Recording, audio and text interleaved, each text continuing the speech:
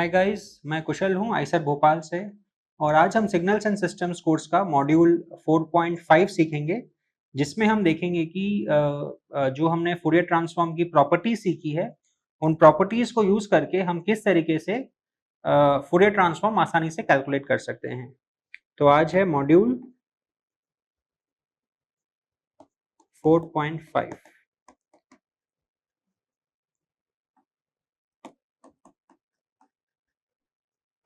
Fourier transform example 3। दो example हम पहले देख चुके हैं, तो आज हम ये तीसरा एग्जाम्पल देखेंगे। तो जब हम फूरियर ट्रांसफॉर्म की प्रॉपर्टीज यूज करके किसी और कॉम्प्लिकेटेड फंक्शन का फूरियर ट्रांसफॉर्म निकालते हैं, तो उसका जो बेसिक अप्रोच होता है वो ये होता है कि जो हमारे जो नोन फूरियर ट्रांसफॉर्म रिलेशंस हैं, जैसे कि रेक्टेंगुलर पल्स के लिए हम जानते हैं कि फूरियर ट्रांसफॉर्म सिंक फंक्शन होता है। यूनिट स्टेप फंक्शन के लिए Fourier transform is 1/j plus something. फिर जो हमारे इस तरह के जो नॉन फूरियर ट्रांसफॉर्म रिलेशंस हैं, कोसाइन के लिए, साइन के लिए, फेजर्स के लिए, तो किसी भी एक गिवन प्रॉब्लम को हमें उन नॉन फंक्शंस में ट्रांसफॉर्म करना पड़ता है। फिर उन नॉन फंक्शंस के फूरियर ट्रांसफॉर्म को यूज करके हम गिवन फंक्शन का फूरियर ट्रांसफॉर्म निकाल सकते हैं। अभी हम एक एग्जांपल देखते हैं जिसमें हमें सिग्नल दिया हुआ है इस तरह का t, this is some x of t, तो this is 1 2 3 4। तो ये जो फंक्शन है ये 1 से 4 तक डिफाइंड है। 1 से 2 तक इसकी जो वैल्यू है वो है 1। फिर 2 से 3 तक वो थोड़ा बढ़ के 1.5 तक चला जाता है। फिर 2 से 3 तक वो 1.5 तक रहता है। फिर वो 3 पे 1 पे आ जाता है और फिर 4 तक वो 1 पे रहता है और फिर 0 पे आ जाता है। 1 के पहले ये फंक्शन 0 है, 4 के बाद में भी ये फंक्शन 0 है। ये सिर्फ 1 और 4 के बीच में नॉन जीरो है। तो आप अगर इसे थोड़ा ध्यान से देखें तो आप ये देख सकते हैं कि इसमें दो रेक्टेंगुलर पल्स को ऐड करके इस फंक्शन को बनाया गया है। वो कौन से दो रेक्टेंगुलर पल्स हैं?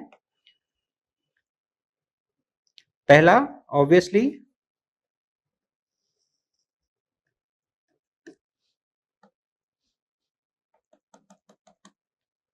1 2 3 4। ऑब्वियसली आप देख सकते हैं कि जो पहला जो रेक्टेंगुलर पल्स है जो इसमें इनबिल्ट है वो है 1 से 4 तक एक रेक्टेंगुलर पल्स जिसकी वैल्यू है यूनिटी फ्रॉम 1 to 4। तो इस फंक्शन को हम डिनोट कर सकते हैं x1 ऑफ t। जो दूसरा फंक्शन है जो इसमें इनबिल्ट है वो है 2 से 3 तक और उसकी जो वैल्यू है वो है 0.5।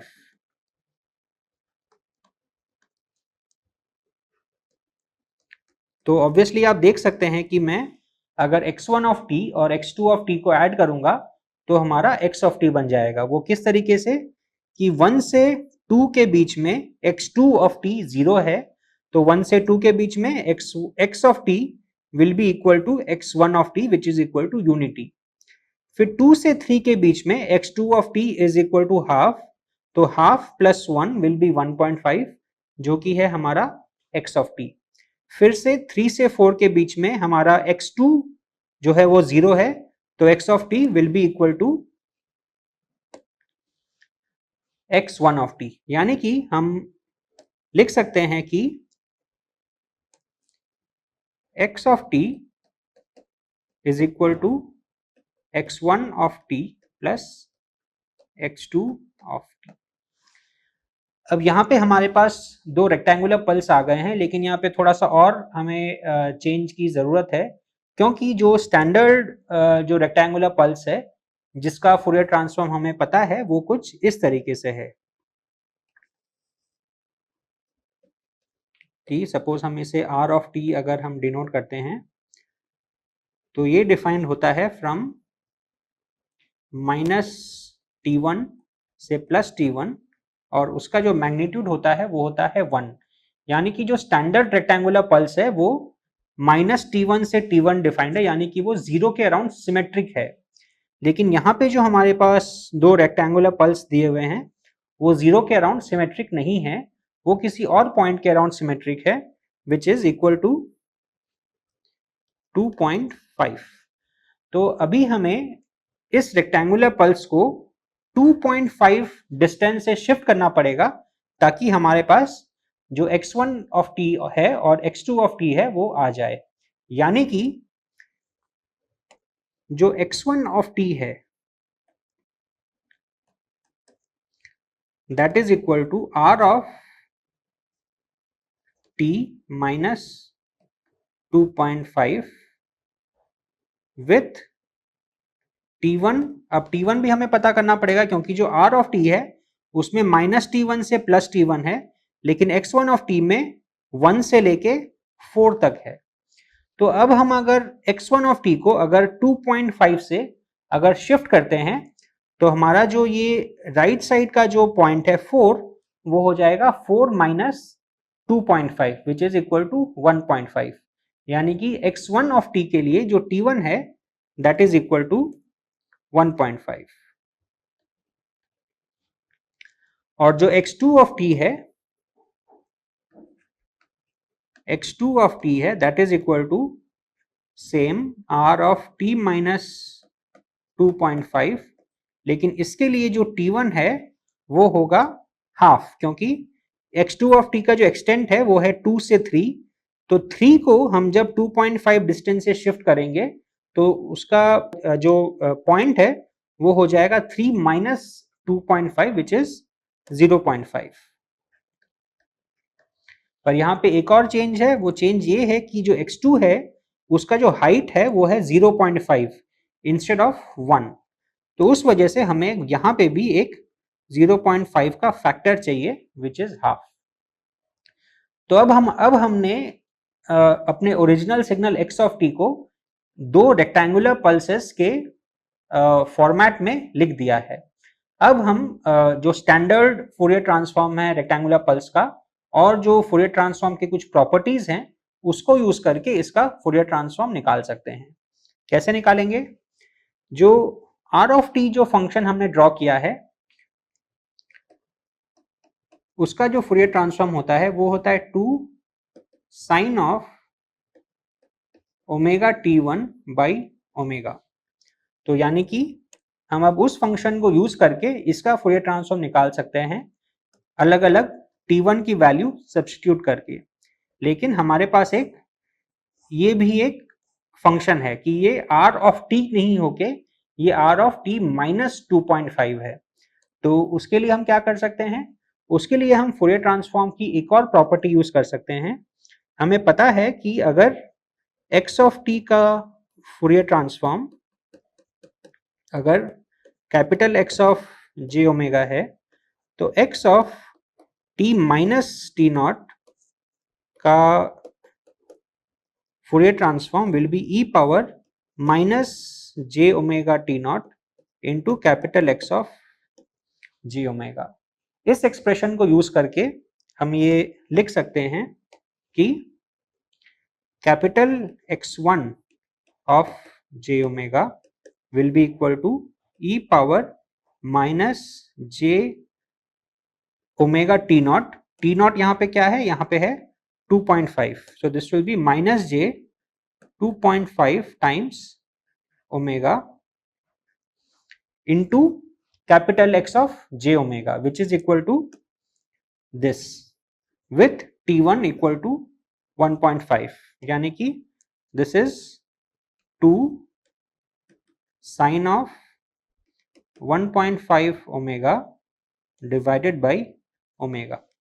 तो ये आ गया x1 ऑफ j ओमेगा का एक्सप्रेशन। उसी तरीके से x2 ऑफ j ओमेगा क्या होगा?